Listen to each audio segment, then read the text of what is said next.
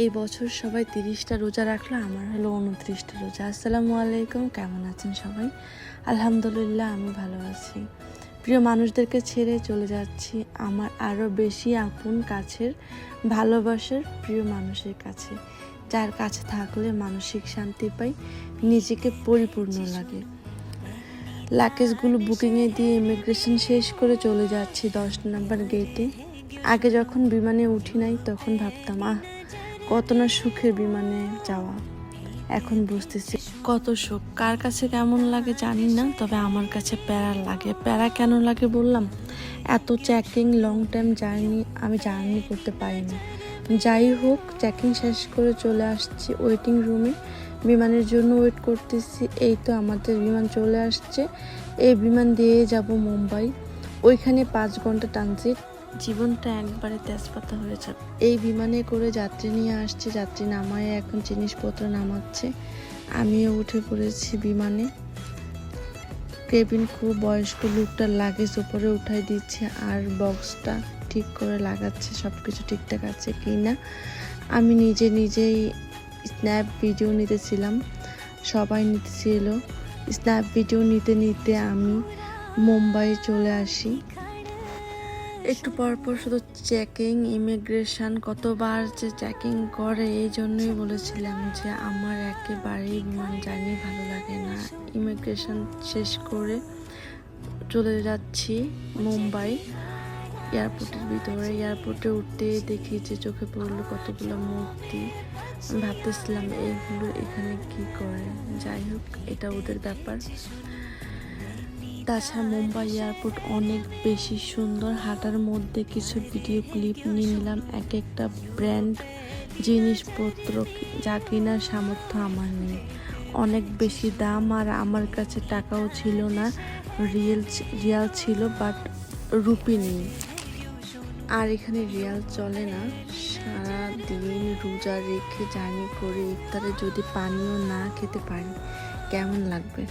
হ্যাঁ, শুধু আমার না, এখানে অনেকের সাথে এমনটা হয়েছে। এক লোক আমাকে একটা পানি দেয়। আমার বর আমাকে বারবার বলে দিয়েছিল শুকনো খাবার নিয়ে যেতে, আমি বেশি গুরুত্ব দিইনি তার কথা। ওই দিন আমাদের সাথে একটা ফ্যামিলিও যাচ্ছিল উমরা করতে সপরিবারে। উনি না থাকলে যে কি হতো। আল্লাহ ওনাকে নেক খায়ের দান করুক, আরও বেশি বেশি ধন সম্পদের মালিক বানাক। শুধু আমাকে না, অনেক লোককেই ডেকে ডেকে নিয়ে ইফতার করাচ্ছিল। টাকা পয়সা থাকলেই হয় না, বড় মনেরও প্রয়োজন হয়।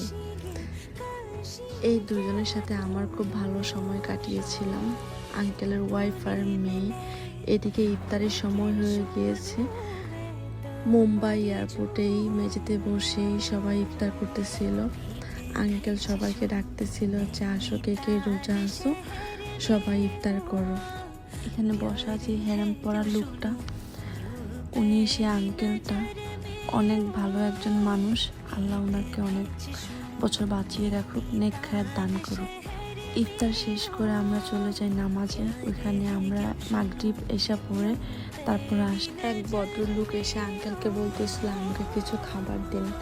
আমার স্ত্রী ক্ষুধা আর সহ্য করতে পারতেছে না, সারাদিন রোজা ছিল, এখনো কিছু খায় নাই। আসলে টাকা থাকলেই সব কিছু হয় না। যারা খাবার চাচ্ছিল তারা কেউ গরিব ছিল না। টাকা সব সময় কাজে আসে না। তাদের কাছে সৌদির রিয়াল ছিল বাট রুপি ছিল না। আর মুম্বাই এয়ারপোর্টে রিয়াল চলে না, রুপি লাগে। ওই আঙ্কেলটার জন্য অনেক দোয়া, মন থেকে দোয়া করে আল্লাহ ওনাকে বাঁচিয়ে রাখুক, নেক খায়ের দান করুক। আবারও বিমানে এসে আমার 2টা ইন্দোনেশিয়ান বান্ধবী হয়ে যায়।